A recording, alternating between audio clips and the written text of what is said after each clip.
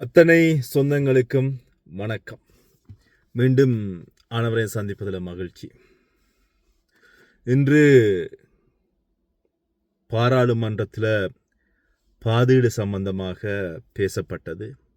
பல்வேறு விஷயங்கள் பேசப்பட்டிருக்கின்றன. இதில் தமிழர்கள், குறிப்பாக எங்களுடைய வடபகுதி தமிழர்களுக்கு எந்த விதமான பாதீடுகளும் ஒதுக்கப்படவில்லை. அது சம்பந்தமாகவும் இந்த மாகாண சபை தேர்தல் எப்பொழுது என்பது சம்பந்தமாகவும் மீண்டும் இன்னொரு விஷயம், இந்த ராமநாதன் அர்ச்சனா தூங்கியதுனால இலங்கையே இல்லை உலகம் பூராவும் அதிர்கின்ற ஒரு விஷயம். இது சம்பந்தமாகவும் இந்த வீடியோவில் பார்க்க போகிறோம். ராமநாதன் அர்ச்சனா அவர்கள் 3 நாள் பயணம் என்று சொல்லப்பட்டிருக்கிறது. சரி, இதில் அவருடைய இந்த தூக்கத்துக்கான காரணம் என்ன அப்படின்னு சொல்லி முதல் வீடியோவில் இருக்கிறது. அதில் நிறைய பேர் நிறைய கருத்துக்கள் சொல்லியிருந்தாங்க. ஒரு சிலர் குதர்க்கமான பதில்களும் சொல்லியிருந்தார்கள். உண்மையில் அப்படிப்பட்டவர்களை கடந்து அந்த ராமநாதன் அர்ச்சனா அவர் தன்னுடைய தன்னிலை விளக்கத்தை தன்னுடைய வலியுறுத்தி சொல்லியிருக்கார். இது சம்பந்தமாகவும் பார்க்கலாம். இலங்கையில் பாதீடு வரவு செலவு திட்டம் இன்று ஜனாதிபதி அவர்களினால் அறிவிக்கப்பட்டிருக்கின்றது. இதில் எங்களுடைய வடபகுதியில் எந்த விதமான நிதி ஒதுக்கீடுகளும் வழங்கப்படவில்லை என்பது எல்லாருக்குமே பார்த்துருப்பீங்க, தெரிஞ்சிருப்பீங்க. சிலருக்கு தெரியாமல் இருக்கலாம். சில புதிய திட்டங்கள் வருகின்றன, எதிர்பாராத திட்டங்கள் வருகின்றன, சில எதிர்பார்த்த திட்டங்கள் வருகின்றன. குறிப்பாக மலையக தொழிலாளர்களுக்கு பார்த்தீங்கன்னு சொன்னால் 1750 ரூபா அவங்களுடைய ஊதியமாக கொடுக்கப்படுகிறது. இதைத்தான் அவர்கள் தொடர்ச்சியாக கேட்டுக்கொண்டு வருகிறார்கள். இன்று அதற்கான வெடிகொளுத்தி கொண்டாடிய விஷயம் எல்லாம் இடம்பெற்றிருக்கிறது. ஏற்கனவே 1350 ரூபா இலங்கை ரூபாவில் அவருடைய சம்பளமாக நிர்ணயிக்கப்பட்டு இப்பொழுது தொழிற்சங்கங்களோடு பேசி 200 ரூபா கூட்டி 1550 ரூபா. அது மட்டும் இல்லாமல் அவர்கள் தொடர்ச்சியாக வேலைக்கு வருகின்ற பட்சத்தில் அவர்களுக்கு ஒரு நாளொன்றுக்கு 200 ரூபா அப்படின்றதன் அடிப்படையில் 1750 ரூபா சம்பளம் நிர்ணயிக்கப்பட்டிருக்கின்ற விஷயம். அவர்கள் அதை கொண்டாடுகிறார்கள். நீண்ட காலமாக கேட்டுக்கொண்டிருக்கின்ற அந்த சம்பளத்தை கொடுத்திருக்கிறது அரசாங்கம் அப்படின்றதுல அவர்களுக்கு அவ்வளவு சந்தோஷம். அவர்கள் அதை கொண்டாடுகிறார்கள்.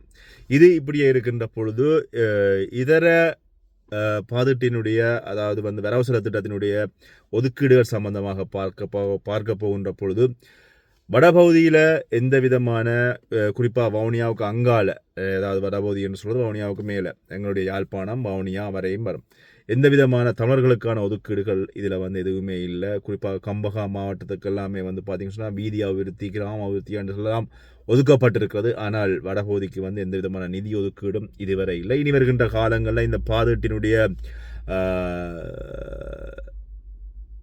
அந்த பாதீட்டினுடைய பேச்சுக்கள் பாராளுமன்றத்தில் தொடர்ச்சியாக இடம்பெற போகிறதோ அதனுடைய வாத பிரதிவாதங்கள் வருகின்ற பொழுது இதில் நிச்சயமாக உங்களுடைய தமிழ் பாராளுமன்ற உறுப்பினர்கள் யார் யார் என்னென்ன விஷயங்கள் பேச போகிறார்கள் அப்படின்றத நாங்கள் பொறுமையாகத்தான் பார்க்க வேண்டும் என்று சொன்னால் அந்த அளவுக்கு இந்த பாதீடு, அதாவது இந்த வரவு செலவு திட்டம் தமிழ் மக்களுக்கு எந்த விதமான பலனும் அளிக்காத ஒரு வரவு செலவு திட்டமாக இருக்கிறது. ஆனால் என்பிபி அரசாங்கத்தினுடைய பாராளுமன்ற உறுப்பினர்கள், ஒரு சில தமிழ் பாராளுமன்ற உறுப்பினர்கள் எங்களுக்கு ஏதோ கிடைத்து விட்டது போல ஒரு சில கருத்துக்களை அவருடைய வலைவழிகளில் பகிர்ந்திருக்கின்ற விஷயத்தை நாங்கள் காணக்கூடியதாக இருக்கிறது. குறிப்பாக நான் ஏற்கனவே முதல் வீடியோவில் சொன்னது போல இந்த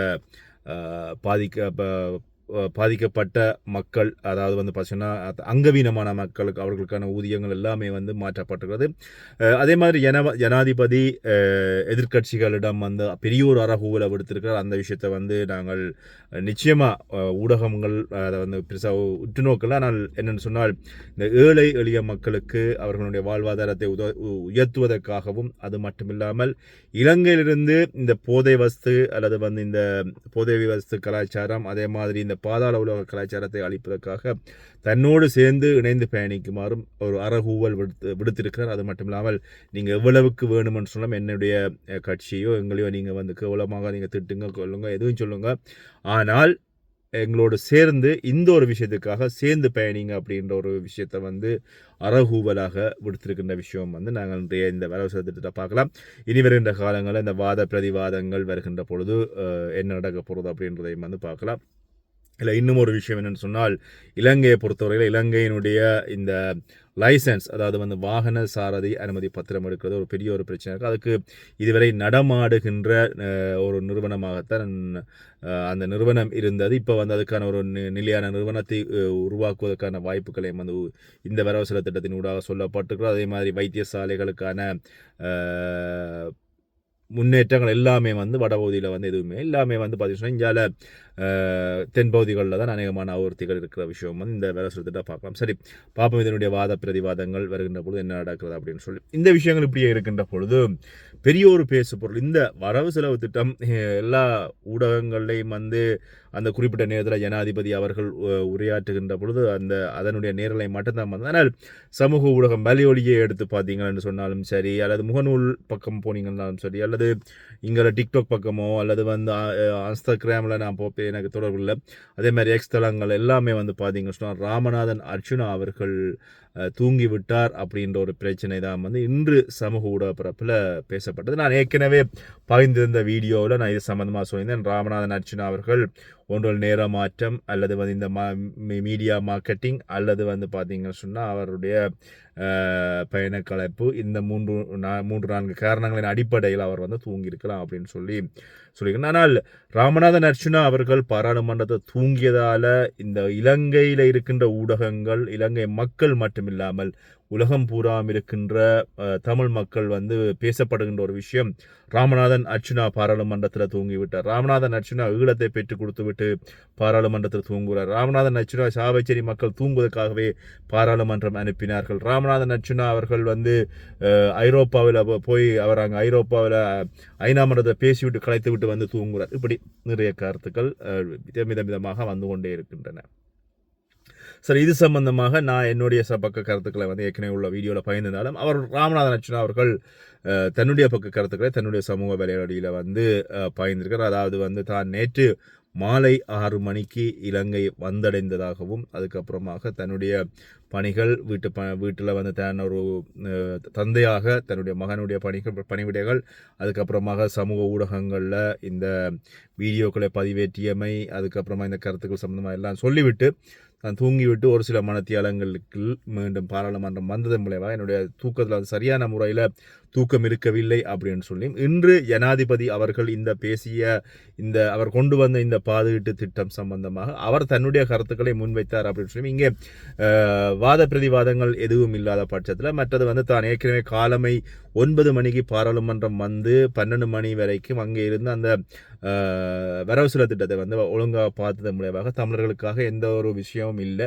சரி, இதனுடைய வாத பிரதிவாதங்கள் வருகின்ற பொழுது நிச்சயமாக இது சம்பந்தமாக பேசலாம் அப்படின்னு நினைச்சதாகவும் அது மட்டும் இல்லாமல் ஒரு சின்ன தூக்கம் வருகின்ற பொழுது அல்லது ஒரு களைப்பு வருகின்ற பொழுது நாடி கை வைத்து கொண்டிருக்கின்ற இருந்து ஒரு சில நிமிடங்கள் தூங்கியதாகவும் அதனை யாரோ ஒரு பாராளுமன்ற உறுப்பினர்களோ யாரோ வந்து வீடியோவாக எடுத்து குறிப்பிட்ட ஒரு தனியார் தொலைக்காட்சி ஒன்றுக்கு வந்து தனக்கு எதிரியாக இருக்கிற தனியார் தொலைக்காட்சி ஒன்று கொடுத்து அது வந்து பிரபலமாக்கி விட்டது. ஆக மொத்தத்தில் வந்து பார்த்தீங்கன்னா இலங்கையினுடைய பாராளுமன்றத்தில் வந்து பாதுகாட்டு அறிவிப்பு நடந்தாலும் அல்லது வந்து என்ன விஷயம் நடந்தாலும் அந்த பாதுகாட்டை பற்றிய எந்த விதமான வாத பிரதிவாதங்களையும் ஊடகங்களில் கதைக்காமல் தன்னை பற்றியே கதைக்கின்றார்கள் அப்படின்ற பட்சத்தில் வந்து இந்த ஊடகங்கள் வந்து தன் மீது எவ்வளவு அக்கறை அன்பும் இருக்கிறது அப்படின்ற விஷயத்தை வந்து ராமநாதன் அர்ச்சுனா அவர்கள் சொல்லியிருந்தார். அது மட்டும் இல்லாமல் இப்படி இந்த விஷயம் இருக்கின்ற பொழுது இப்போ இன்றைய பேசு பொருள் வந்து உண்மையில் இருக்க வேண்டியது வந்து வரவு செலவு திட்டம் தான் ஒரு ஊடகத்தில் வந்து பேசு பொருளாக இருக்க வேண்டிய விடயமாக இருக்க வேண்டிய நேரத்தில் தன்னுடைய பேர் வந்து சமூக ஊடகங்கள்லையோ அல்லது இந்த ஒரு ஊடகங்கள்லையோ பேசு பொருளாக இருக்கின்ற பொழுது நாட்டினுடைய வரவு செலவு திட்டத்தை விட தன்னுடைய நித்திரை தான் இப்போ ஊடகங்களுக்கு ஒரு பெரிய ஒரு பேசுபொருளாக இருக்கிறது. ஆக மொத்தத்தில் வந்து வரவு செலவு திட்டம் பெரிய ஒரு பிரச்சனையே கிடையாதுன்னு ஊடகங்களை பொறுத்தவரையில், ஆனால் தான் பாராளுமன்றத்தில் நித்திரை கொண்டதான் பெரிய பிரச்சனை அப்படின்ற விஷயத்த சொன்னாபன் சொல்லியிருக்கார் ராமநாதன் அர்ச்சுனா. அது மட்டும் இல்லாமல் நீங்கள் இந்த ராமநாதன் அர்ச்சுனா அவர்கள் மட்டும்தான் இந்த பாராளுமன்றத்தில் இன்றைய இந்த வரவு செலவு திட்ட அரசு அதாவது வந்து அனுரா திசநாயக்க கௌரவ ஜனாதிபதி அவர்களுடைய அறிவிப்பின் பொழுது அவர் மட்டும்தான் தூங்கினார் அப்படின்னு சொல்லி நிறைய பாராளுமன்ற உறுப்பினர்கள் அது ஆளுங்கட்சியாக இருக்கலாம் எதிர்கட்சியாக இருக்கலாம் 2 பக்கமுமே வந்து தூங்கி இருக்கின்றார்கள். ஆனால் இதில் அந்த குறிப்பிட்ட ஒரு சில ஊடகங்கள் அல்லது இந்த தமிழ் தமிழ் சமூக ஊடக போராளிகள் அது அர்ச்சுனா ராமநாதனுக்கு எதிரானவர்கள் அர்ச்சுனாவை வந்து பிறையாவர் ஆக்கணும் அப்படின்னு சொல்லி ஏதோ அவருக்கு இலவச விளம்பரம் செய்தது போல தான் இந்த விஷயங்கள் வந்து இடம்பெற்றுக் கொண்டிருக்கிறது.